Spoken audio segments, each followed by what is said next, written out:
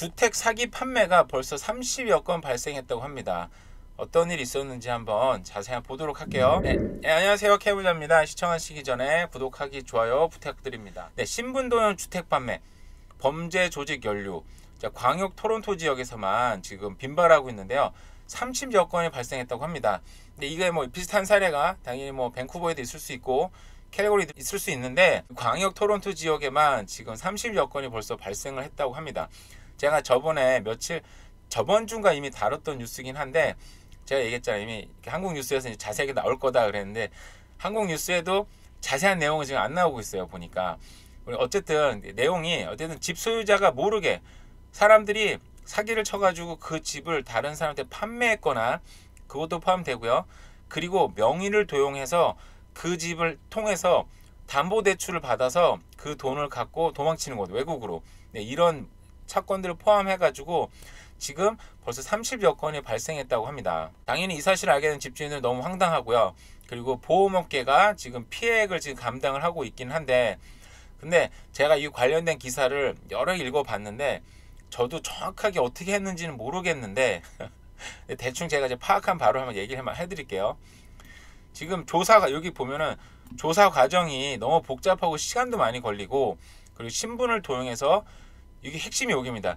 주택 등기를 변경해서 집을 팔아서 돈을 가로채는 수법이 있다고 합니다. 그래서 제가 읽어볼 때, 아니 왜 그 집을 등기를 변경해서 파는데 그 렌트가 가짜 렌트도 들어오고 막 되게 이게 복잡하더라고요. 그래서 이게 무슨 내용이었더니, 그러니까 기사들은 지금 여러 가지 사건들을 한꺼번에 얘기를 하다 보니까 지금 얘기가 복잡하게 되는, 제가 이제 파악된 것만 여러 개 한번 얘기를 한번 해볼게요. 봤던 영어 기사 같은 경우도, 야, 어떻게 집주인이 모르게 집이 팔릴 수 있냐, 이게 어떻게 이런 게 일어났을까라는 이제 기사를 자세하게 이제 써놓은 기사 중에 하나예요.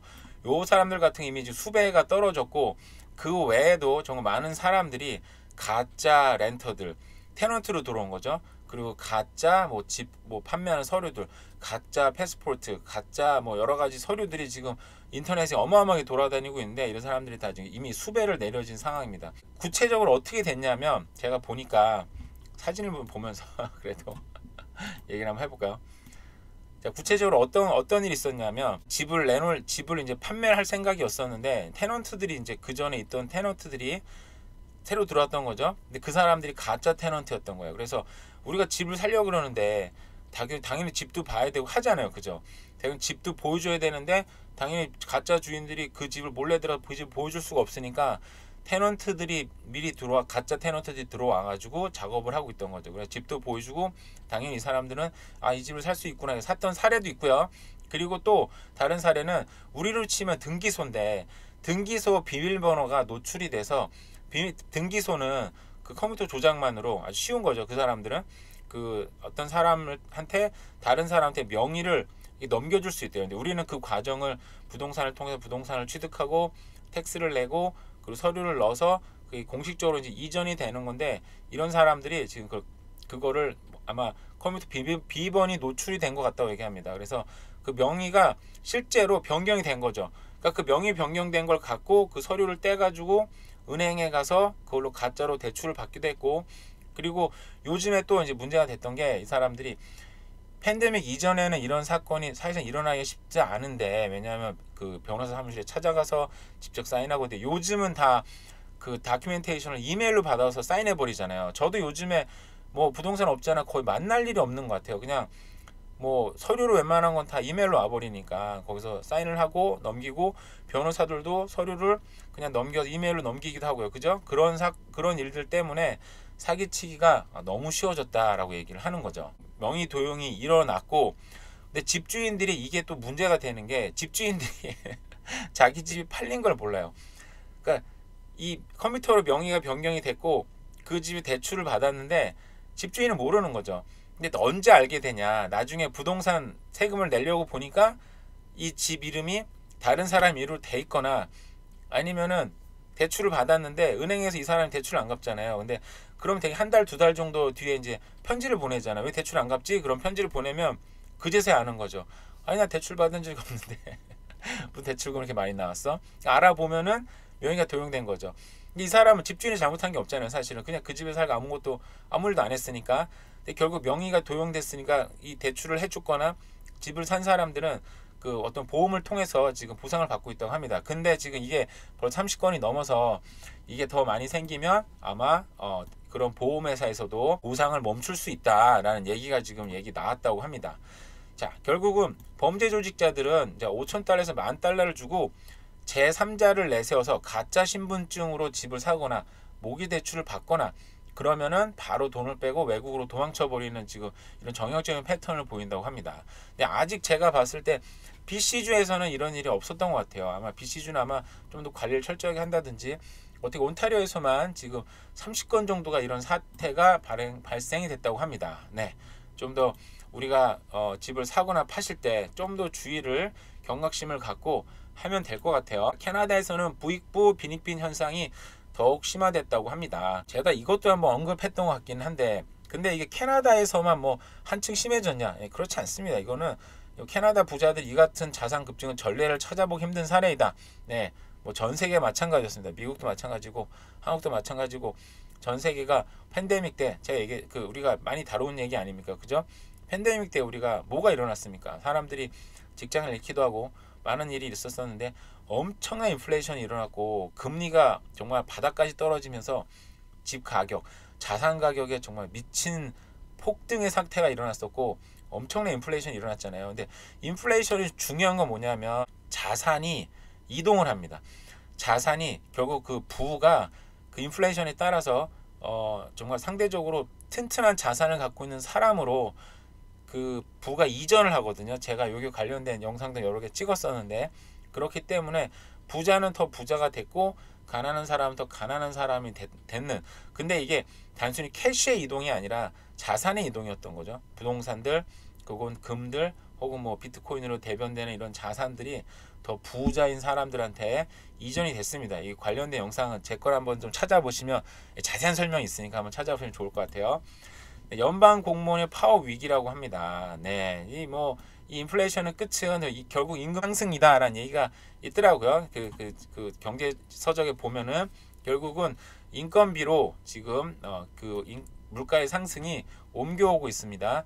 자, 이 근로자들은 결국 매년 4.5% 인상을 요구하고 있지만 사측에서는 2.06%를 지금 제안을 했다고 합니다. 결국 2% 4%긴 한데 거의 더블의 차이네요. 그죠? 그러니까 결국은 저기 나름대로 지금 큰 차이고 요즘에 사실은 정말 어떤 이자가 너무 감당할 게 많아졌고 물가도 너무 비싸지다 보니까 정말 많은 사람들이 너무 살기가 쉽지가 않잖아요. 그죠? 그러다 보니까 저기 임금 상승을 간절하게 원하고 있는데 근데 결국은 문제는 임금 상승이 되면 결국 임금 상승 인플레이션이 또 일어나거든요.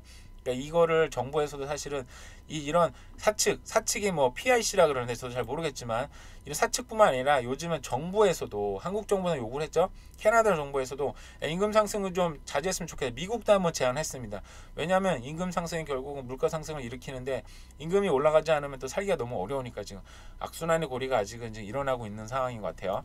자, 캘거리 뉴스인데요. 캘거리 주택 가격 상승세, 높은 수요와 적은 공급을 비롯한 높은 이주율, 하여간 어쨌든 수요가 많다고 합니다. 자체적으로 저걸 이제 마이그레이션을 표현하나요? 이제 그 캐나다 내에서 자체적으로 지금 캘거리로 알버타로 이주하는 인구가 굉장히 많다고 합니다.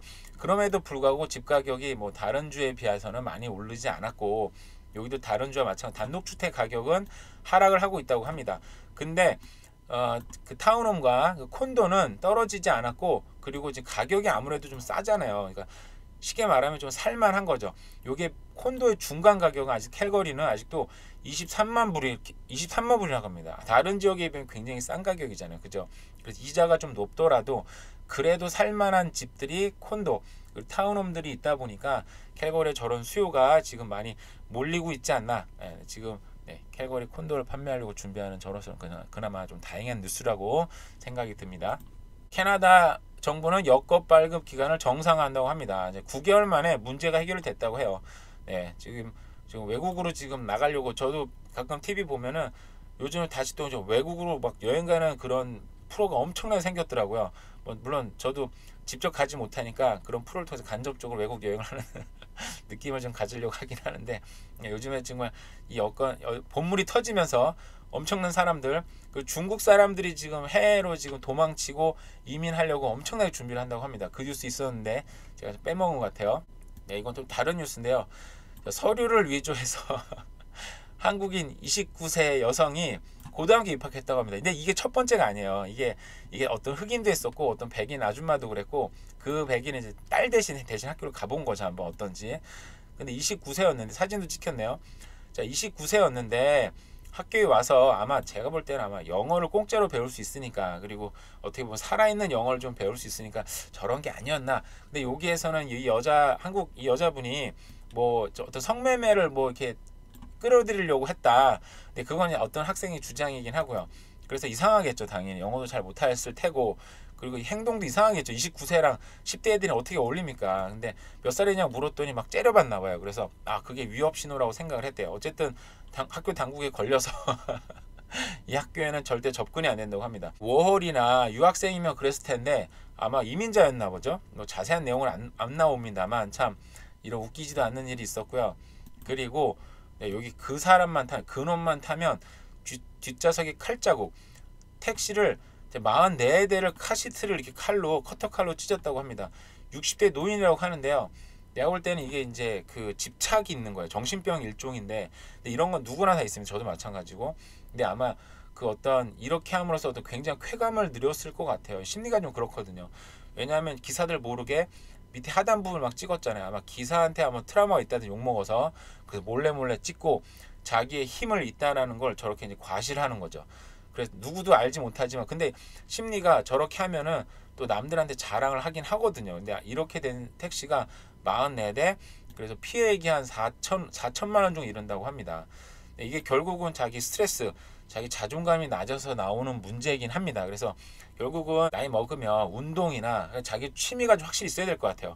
자기 취미가 확실히 생기면 뭐 춤이나 뭐 운동이나 자전거나 그러니까 뭐든지 간에 자기 스트레스를 발산할 수 있는, 자기 존재감을 좀 확인할 수 있는 그런 건전한 취미가 굉장히 중요하다는 생각이 많이 드네요. 네, 오늘은 사실 뉴스가 오늘 굉장히 많더라고요. 재미있는 뉴스들이 많이 보려고 했지만 이상으로 마치겠습니다. 오늘 하루도 잘 보내시고요. 감사합니다.